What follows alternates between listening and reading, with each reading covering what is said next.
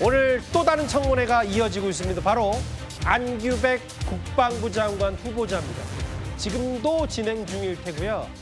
만약에 청문회 문턱을 넘어서 장관이 된다면 64년 만에 첫 민간인 출신 국방부 장관이 됩니다. 그런데 오늘 안규백 후보자의 말과 어제 정동영 통일부 장관 후보자의 대북관 혹은 가치관이 비교적 차이점이 많아서 저희가 한번 구성을 해봤습니다. 북한이 우리 대한민국의 주적이다라는 의견에 동의하십니까? 동의하지 않습니다.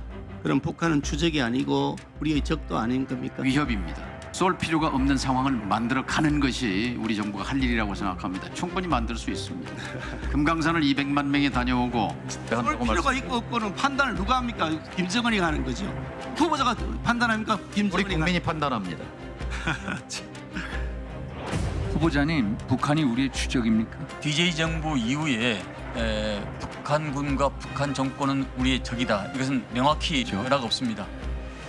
이명박 정부 들어서 천안함 폭침이나 연평도 포격이 있은 것은 김대중 노무현 10년 동안 진행돼 왔던 그런 화해협력 정책이 180도 급변침하면서 북쪽의 대응도 달라졌다고 생각합니다. 천안함 폭침과 연평도 포격을 한 것에 우리 이명박 정부의 강경 정책이 일부 원인적으로 한 측면이 있다. 그렇습니다. 결론부터 말씀드리면은 북한 해군의 어뢰에 의해서 피격을 당했다. 북한 폭침설이 맞다. 문재인 대통령도 그 당시에 국방에 있으면서 그 발언을 했었고요. 제가 그때 그 일을 했던 사람입니다. 저 이상 누가 더 잘 알겠습니까? 절대 우리 당에서는 음모설 이런 거 한 적이 없고 제 일성이 북한 어뢰에 대한 피격 이거였습니다. 북한은 우리의 주적이다. 변함없다. 뭐 이건 국방부 장관 후보자.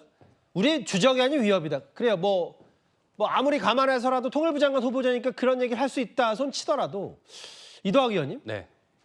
천안함 폭침에 대해서 정동영 후보자가 뭐라 그랬냐면 이명박 전 대통령 그러니까 MB 정부가 강경책이 이 원인을 제공했다라고 평가를 했어요. 물론 당연히 이제 북한에 관한 이 규탄을 해야 되는 것은 맞고요. 아마 MB의 당시에 뭐 비핵 개방 3천이라고 해가지고 그런 것들을 하는데 먼저 비핵화를 하면 우리가 뭔가를 지원해주겠다 이러한 정책을 했는데 계속 강대강 전략을 폈거든요. 근데 그러한 측면이 이번 윤석열 정부에서도 결국에는 오물풍선을 계속해서 이제 보내오지 않았습니까? 그러다 보니까 파주, 강화 이런 곳에 있는 사람들은 또 소음 피해를 받게 되고요. 이렇게 강강 전략으로 갔을 때 결국 누가 어떤 것에 대한 명분을 준 것이 아니냐라는 인식을 기본적으로 갖고 있고 저런 생각을 갖고 있는 국민들도 저는 꽤 될 수 있을 것이라 봅니다. 다만 지금 뉴스에서 통일부 장관은 북한은 주적이 아닌 위협이다라고 얘기를 했고 국방부 장관은 주적이다 이렇게 얘기를 하는 게 이게 뭔가 정부 하나의 정부 안에 엇박자가 나는 거 아니냐라고 이제 이 틈을 좀 들고 오신 것 같은데 저는 이제 그런 측면이 아니고 통일부 입장에서는 충분히 이재명 대통령도 여러 번 얘기했습니다. 국민들 앞에서 앞으로 북한과의 대화 채널을 만들겠다. 그러면 그것에 대한 이 적임자가 누굽니까? 결국 통일부 장관이 될 수밖에 없습니다. 그리고 통일을 꼭 위해서가 아니고 지금은 통일부를 더 넓힌 뭔가 이 한반도 평화부 뭐 이런 식의 단어까지 나오고 있는데 더 넓은 개념에서 동아시아의 평화를 어떻게 이끌어갈 거냐 이러한 측면에서 통일부 장관 후보자가 저러한 입장을 국민들 앞에 천명하고 실제로 앞에 정부와는 확연히 다른 그런 입장을 보임으로써 앞으로 북한도 대화 채널에 좀 올 수 있는 그런 여지들을 지금 청문회 자리에서도 표한 것이 아닌가 이렇게 좀 이해해 주시면 어떨까 싶습니다. 이도학 의원도 오해하실까 봐 저 뉴스탑10은 그 틈을 파고든 적이 없어요. 제가 아까 일전에 말씀드렸듯이 통일부 장관은 대화가 중요하니까 남북관계 중요하니까 뭐 이런 표현을 순화해 쓸 수 있다고 하고 주적. 근데 이제 주적이라는 거는 이제 하도 이제 야당에서 많이 물어보니까 이현정 의원님. 네. 근데 이제 아까 다시 얘기하는 것처럼 물론 뭐 정동영 후보자가 여러 그 앞에 부연 설명을 하긴 했더라도 천안함 폭침의 원인 제공이 MB 정부의 강경책이었다라는 부분에 대해서는 말들이 많을 것 같은데요. 자, 이 말은요. 6.25 전쟁이 당시에 이승만 정권이 북한을 자극했기 때문에 6.25 전쟁이 일어났다. 이런 수정론자들 주장이 있죠.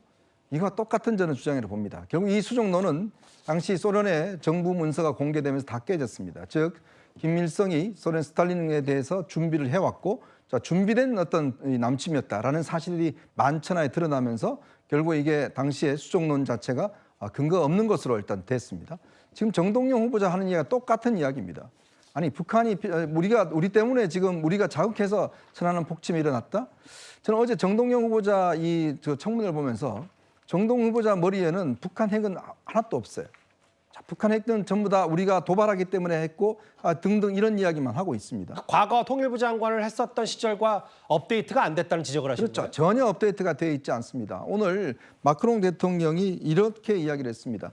우리가 두려움이 있을 때 두려움이 가질 수 있어야지만이 평화를 지킬 수 있다는 이야기를 했어요. 즉 평화라는 게 그냥 우리가 사람들 많이 가고 북한과 교류하고 이런다고 해서 지켜지는 게 아니라 예. 우리가 그동안 경험을 해왔지 않습니까? 즉 우리가 철저하게 북한에 대해서 두려움을 가질 수 있는 존재가 돼야지만이 평화가 유지되는 겁니다. 그냥 공짜 평화는 없어요. 근데 정동영 후보자의 평화로는 남북이 왔다 갔다 하면 평화 지켜진다. 근데 그 사이에 북한이 뭐 했습니까? 핵무기 고도화했지 않습니까? 핵무기 더 많이 만들었지 않습니까? 그건 어떻게 설명할 겁니까? 자, 그런 통일부 장관이 북한을 주적이라고 말할 수 없는 통일부 장관이 있는 상황에서 이제 통일이 아니라 한반도 평화부? 그럼 한반도 평화부와 그럼 국방부가 뭐가 차이가 납니까? 알겠습니다. 국방부 장관 다른 이야기를 하고 있잖아요. 근데 오늘 안규백 국방부 장관 후보자 청문회 내용 중 핵심이 뭐였냐면 그러니까 이재명 정부 내에 전작권 전환을 목표로 하겠다. 국방비 21조가 든다. 글쎄 이게 상당히 예민하고 신중한 문제인데 일단 안규백 후보자 이렇게 얘기를 했어요. 뭐 야당의 비판 혹은 뭐 21조 우리가 감당할 수 있게 이런 걸 떠나서 김진욱 대변인 이 발언이 나온 다음에 기자들이 용산 대통령실에 물어봤을 거 아니에요? 그랬더니 이게 안규백 후보자의 개인 의견이라고 하더라고요. 뭔가 이 정도 얘기하려면 조율이 좀 국방부 장관하고 돼야 되는 건 아닙니까? 일단 국방부 장관이 정확하게 임명된 상태에서 대통령과의 협의를 통해서 얘기를 한 것이 아니고 본인의 생각일 수 있다라는 예. 생각이 듭니다. 그동안 우리나라에서 전작권 환수와 관련돼서 목표 시한을 정했던 부분들 여러 번 있었습니다. 노무현 대통령 때 2006년에는 2012년으로 정했었고요. 또 이명박 정부에서는 2015년으로 넘겼었고 그 이후에 지금까지 10년이 넘은 시간 동안 전작권이 전환에 대한 그 내용들이 세 개의 정부가 넘어오는 동안 이루어진 적이 없습니다. 아무리 목표 시한을 정한다 하더라도 지금 한미 간의 전작권에 대해서 논의된 과정은 어떤 조건이 충족되는 과정 속에서 그 조건이 충족된다면 그때 전작권을 환수하는 것으로 이양하는 것으로 그렇게 얘기가 되고 있기 때문에 지금의 어떤 국방부 장관 후보자 개인이 목표를 설정한다고 해서 그 목표대로 반드시 이루어지는 것은 아닐 수 있는 상황입니다. 그런 부분들까지 감안해서 오늘 대통령실에서는 아마도 이 안규백 장관의 후보자는 우리가 그만큼 어떤 조건을 충족시키는 부분들을 이재명 대통령 시절에 이재명 이 정부 안에서 이루겠다는 어떤 목표 의식을 갖는 것이지 그것이 반드시 이 목표를 달성하는 과정에서의 얘기는 아닐 수 있다. 뭐 이런 부분에 있어서 개인적인 차원에서의 얘기다 이렇게 정리를 한 것 같은데요. 저는 뭐 충분히 그런 상황들은 앞으로 알겠습니다. 장관에 임명되고 나면 대통령님과의 어떤 협의 예. 과정이나 여러 가지 상황들을 놓고 충분하게 평가할 수 있을 시간이 있을 것이라고 봅니다. 전시자차권 문제는 정말 물론 아무리 우리가 그동안 많은 얘기들이 오갔다고 하더라고 실제로 그 결행까지에 대해서는 정말 신중하고 예리하게 접근을 해야 될 것 같은데 오늘 안규백 후보자 본인 관련 얘기가 있었어요. 왜 8개월 복무에 대한 기록 자체가 뭔가 제대로 되지 않았냐. 야당에서 이런 얘기, 복무 미스터리 얘기를 좀 제기했었는데 오늘 여야 의원들이 이렇게 맞붙었습니다. 병적 기록은 병무청에 있을 거 아닙니까? 근무지 이탈이라든지 아니면 영창을 살았던 이 부분에 대한 것들 그런 때문에 부분들은 의문을 전혀 갖고 있으니 없다는 것을 후보자는 그렇게 얘기하시는데 그걸 기록으로 보여주셔야지요. 자, 다음 정청래 의원님 질의해 주시기 바랍니다. 다 할 수가 없잖아요. 그만해요. 만약에 저의 병적 카드, 생활 레코드를 정청래 의원님, 정청래 의원님 질의하십시오.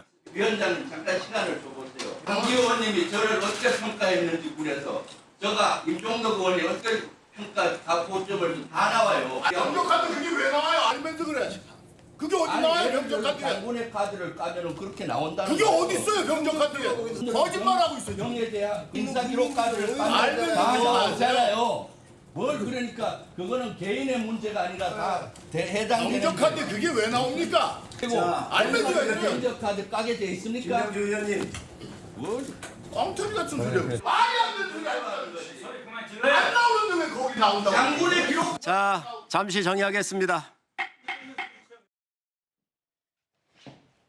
삼성 장군 4선관끼리 싸웠는데 저 윤기찬 위원장님 저희 준비한 시간이 한 20-30초 정도밖에 남지 않아서 아니 그러니까 병적 기록 자체가 안규백 후보자가 근무했을 때 단기 사병 근무했을 때가 명확치 않으니까 안규백 후보자가 병적에 착오가 있었고 그게 기록에 그러니까 학교와 군을 다 번갈아 가면서 했다 뭐 이런 얘기를 하더라고요. 그러니까 안규백 후보자 같은 경우에는 22개월을 근무한 것으로 나와요. 그런데 실제 단기 사병의 경우에는 14개월만 근무하면 되거든요. 그러니까 8개월을 더 근무한 이유가 뭐냐? 그 당시에 학적과 병적이 겹치는 부분이 있기 때문에 실제 특혜를 받은 것 아니냐 또는 영창 간 것 아니냐 여기에 대해 해명하라고 하니까 객관적 자료를 못 내고 있던 거죠. 거기에 대한 설전이었습니다. 알겠습니다. 그 아마 밤사이에 또 이런 병역 관련 얘기가 있을 테니까 아마 내일 뉴스탑10에서도 한번 짚어볼 기회가 있을 겁니다.